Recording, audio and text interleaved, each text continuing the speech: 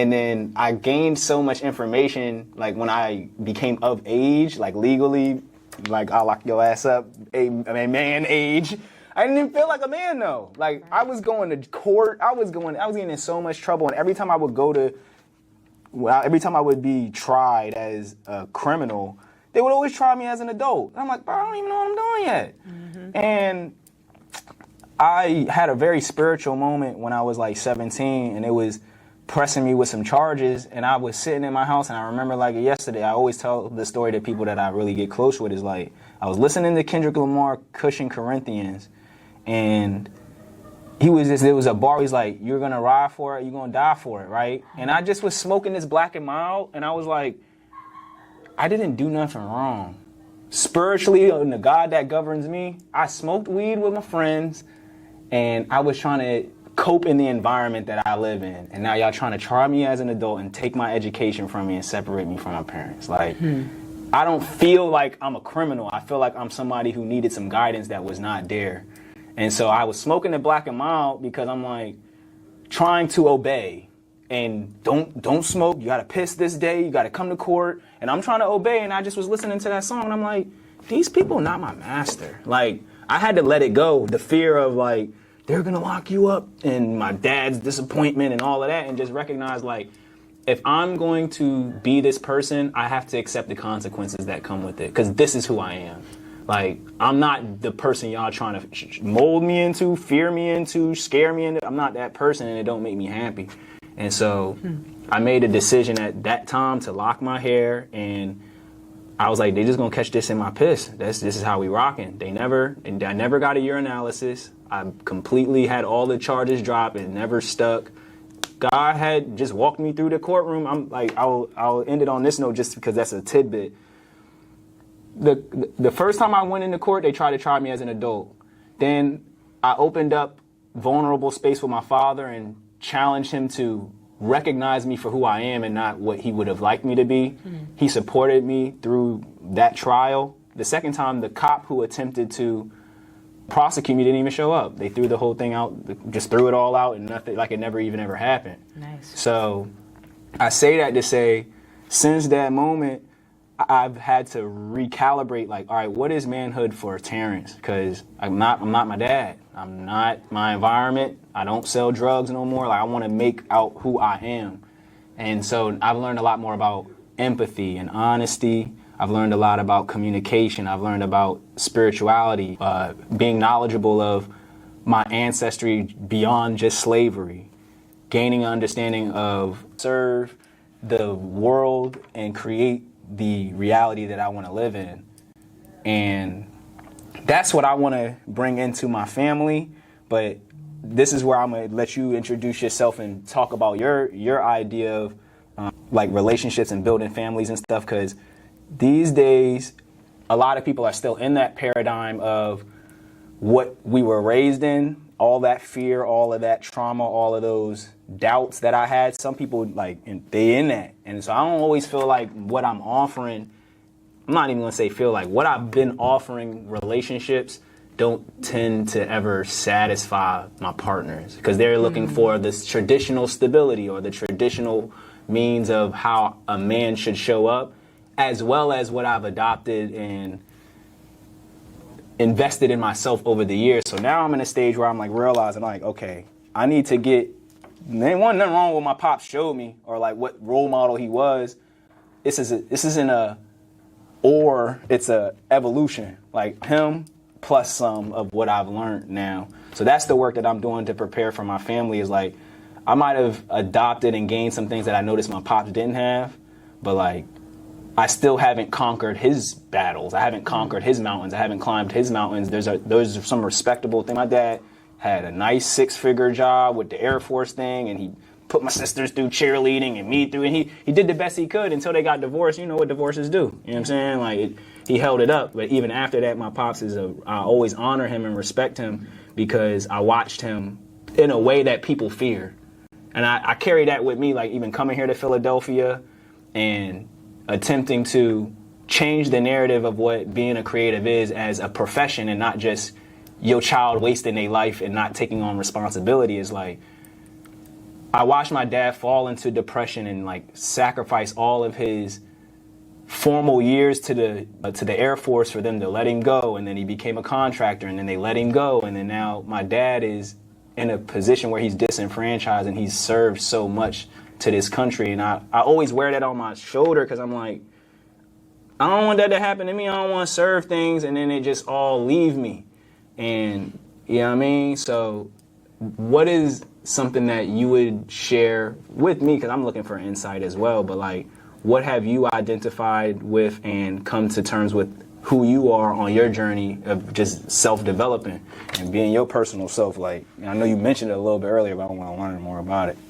Asking about like how I, in terms of how I serve as well? Yeah. Okay. Well, I used to serve to my detriment. That's what the basis of Christianity is about, serving, and God will, He'll give you recompense. Even my family, I served to my detriment. So sometimes the service was something that I just turned on automatically, and it no longer was service. It was like, it was duty, but it was like, it was love in it, but it was like occupational love. Like, I'm a mom and a wife, I'm supposed to love doing this stuff. Now I'm like, it's not really about the stuff that you do. It's about like the intention with what you're doing. I mean, that sounds so easy to think about, but I wasn't thinking about it that way. It may have come from having these dutiful parents. I'm not even trying to be funny. These parents from like the 70s, 60s, 70s, right. They're in a weird place right now, because now they're in their, what we would call midlife, but really it's like the end of this big cycle, and now they don't know what to do for themselves. It's so many parents that's like that, and they looking at us like, what are you doing, fool? Like, I told you, you supposed to be doing this. Yeah. Like, you supposed to take on the next, like, we got property and this, and you supposed, and I'm like, and all that will be just fine. Are you okay? That part. Parenthood is service, and being in a partnership is service. I was married for 10 years. It was sometimes too much, and I'm not going to take away the fact that whatever the other person thought they was doing wasn't service too. I'm sure that it was to that person, and then sometimes I can resonate with it. But sometimes you have to just be in it and not be doing so much. Because I'm like, I don't know if that makes sense. That made I've never heard that before, and it made amazing sense. It made perfect sense. You need to know how to be in it and not have to service. Yeah. Right? Like, that's part of it. You are your service to your children and your family. Yeah. Like, you being yourself. You just doing what you want to do with them. Sometimes, like, I'll be tired. Like, I changed my job so I could have more time with my kids. Because working in medical, I'm working 8 to 5. Yeah, so they in daycare. Hours, yeah, and it's expensive too. It's expensive in time and money. At this point, I would rather be doing what I'm doing and making a lot less money and be around them, because to be there for the development and to just be in the space with them. My daughters don't be wanting to do nothing. They just be wanting to sit down, the little ones. My son, he don't be wanting to do nothing. He's, Mom, you there? Like, I just want to make sure that you're here in this space with me. Just watch this show with me. He just wants you to listen to what he's saying. My son is a philosopher, and I dare say he's a scientist all around. He has very many science skills in his mind. Sometimes he be cracking me up, because one time I was telling him something. I was trying to teach him something about math, about estimation. You know, if it's 4 or 5, the rules about closeness and all that. He tells me, I said, well, babe, my answer is 5 more close to the real answer. So technically my answer is close. And he's like, so my answer's wrong? I said, it's not wrong. He was like, yeah, it can't be wrong because it's infinite numbers between numbers. And he had to be like 8. I just looked at him. I was like, all right, go sit. You right. But he also says other things like that. But he just be talking. Right. And if I was so busy trying to do as a parent and trying to teach him this lesson, I wouldn't have learned how expansive his mind is. At 8, 9 years old, like, this guy, he's funny. So now I just be. And sometimes I get to slip into his world. Sometimes I'll be like, oh, okay, I see how you see it, son. Like, that's cool. Instead of trying to make him do what I want him to do. My oldest, it's some things that she's experienced now due to us not living in the same house for about 6-7 months. It was a long 6-7 months. It was terrible to me. I won't get into the details, but she has experienced a couple of different things that I would have rather her not experience till later.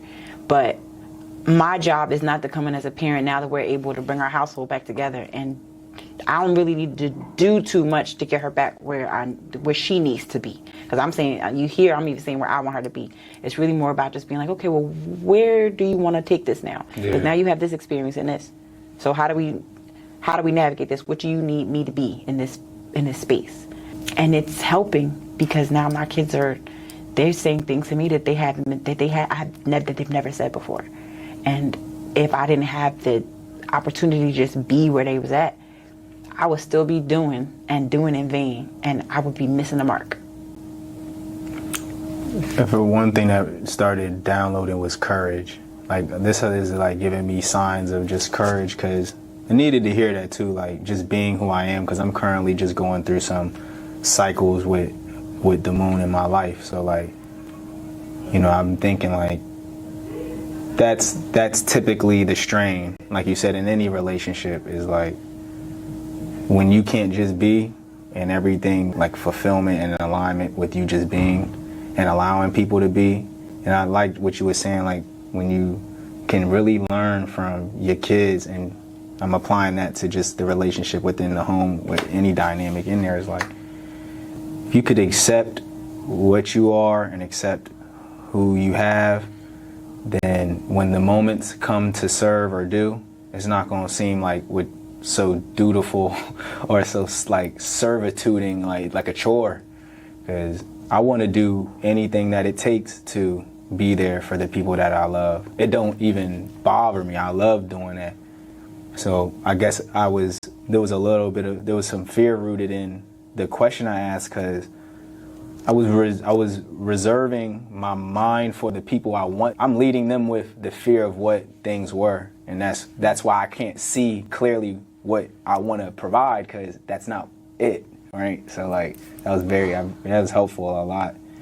I always like to ask everybody before I be wrapping these Jones up, like try to create, like we were actually talking about it off the camera, like stuff on Instagram, something for 90 seconds, right? Like I made up a word. I don't know, did I make up this word? I could say, let's make Instagrammable content.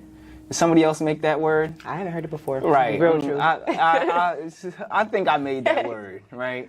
So, like, I'll give 3 sentiments of what I've received in this, and then I would like for you to do the same. Okay. Origin stories. I always liked to touch on origin stories, because I think that the chosen ones, on the people who choose themselves and recognize their duties and their purposes and whatever else way people want to adjective that. It's like when you know yourself, you one of the chosen ones, and you have an origin story like a superhero. You know what I mean? So you have to recognize your origin story like you a superhero. Like everybody has the tank of vat of whatever poured on them, and you know what I'm saying, fell out the joint, and then the hawk swooped you. Like, we all had those moments. So, like, that's my origin story. Like, I came from the UK. I landed in VA.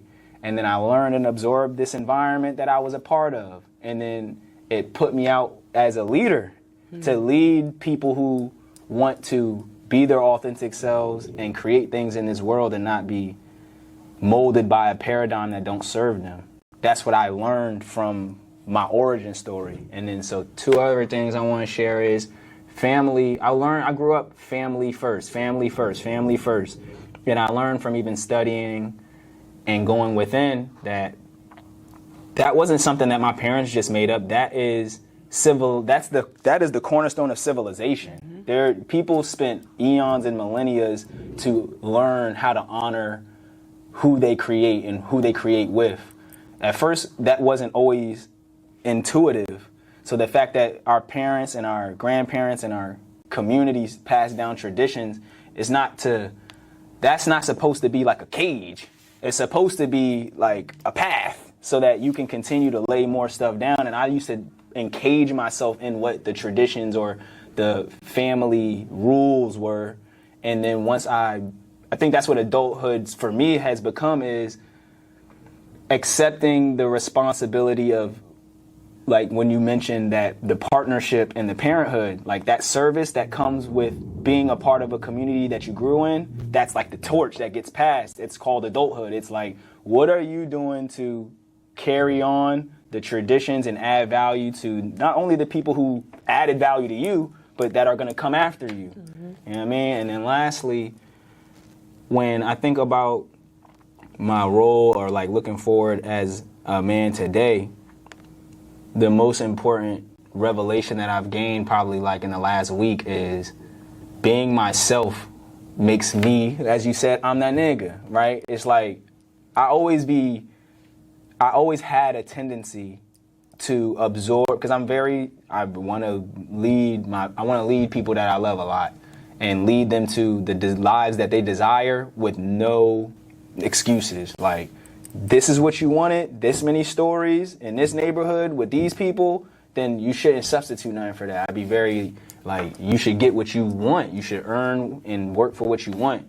So now that I've been like recognizing who I am, I'm like, this thought keeps downloading that I will probably provide the things like that I would want to help people accomplish for themselves.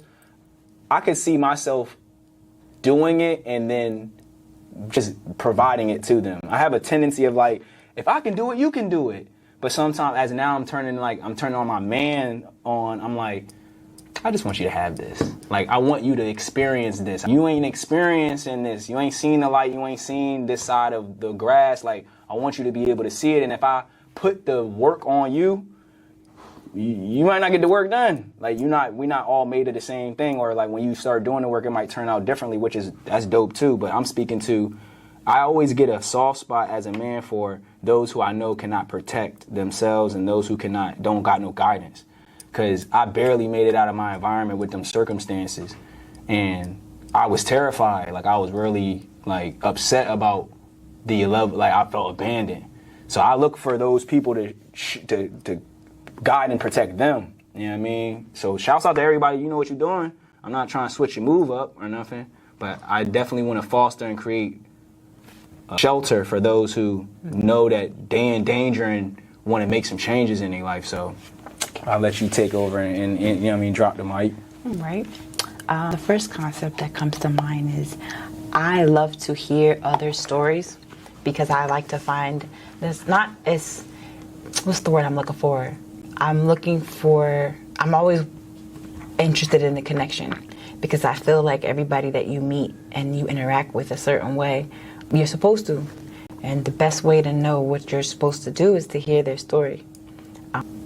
It also helps me build the world I'm building. Yeah. So it's